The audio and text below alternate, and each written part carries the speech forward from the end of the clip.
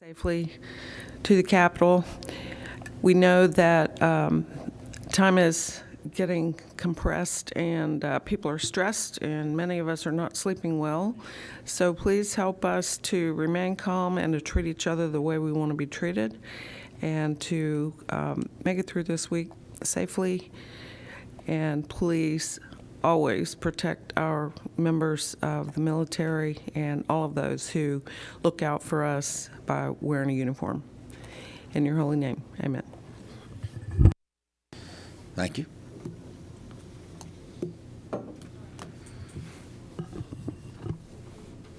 We now have a quorum, and since we are all having a hard time sleeping, we might as well get up and have committee meetings. Thank y'all for being here this morning.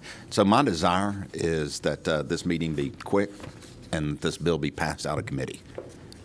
So doing your best Colton Moore impersonation as an auctioneer, tell us what the revisions are to your bill. All right, give me line number 36. We added a service member definition to the bill because we're going to, if you remember, this was a broad to encompass service members, spouses, and really anybody that had a license elsewhere. So we're narrowing it down.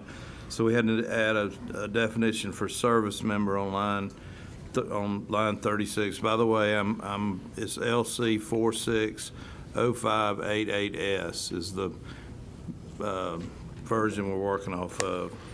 We try to incorporate all the committee suggestions. Thank you to Vince.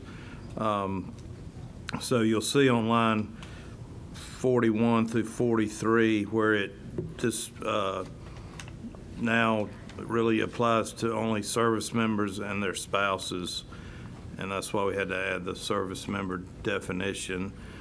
Backing up a little bit on line 35, Senator McLaurin's question or concern that we had issues in the state. He thought that confused matters. I never did quite. I'm not as smart as him, but we took that out. Issues in the state after the word license at the end. So that ought to fix that. I think the next change is, and maybe Vince would have to speak to this, but on line 55 and 56, we added in such instance, comma. This was an attempt to address Senator Kirkpatrick's concern that sometimes, depending on the license, they're not able to get data from other states if they're, especially a composite medical board, apparently has trouble getting that information. That's an attempt to address that concern. And then I think the last one is the chairman's a good point that we don't need somebody continually applying for a 30-day expedited license if they got turned down. So lines 81 and 82 address that. So once if they've been refused a license under this expedited process, then they don't get that shot at a 30-day expedited license again. They have one shot to get an expedited license. Doesn't mean they can't get a license. Yeah. Yeah. Questions And from the... I think that's all the changes, Mr. Chairman. Thank you. Any questions from the committee?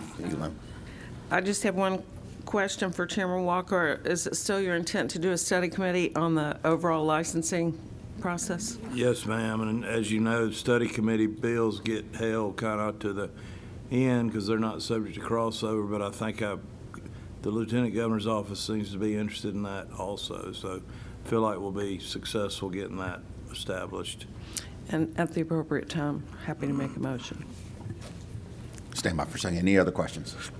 Would you want to include the watches in The watches? the watches, the watch license? Use watch.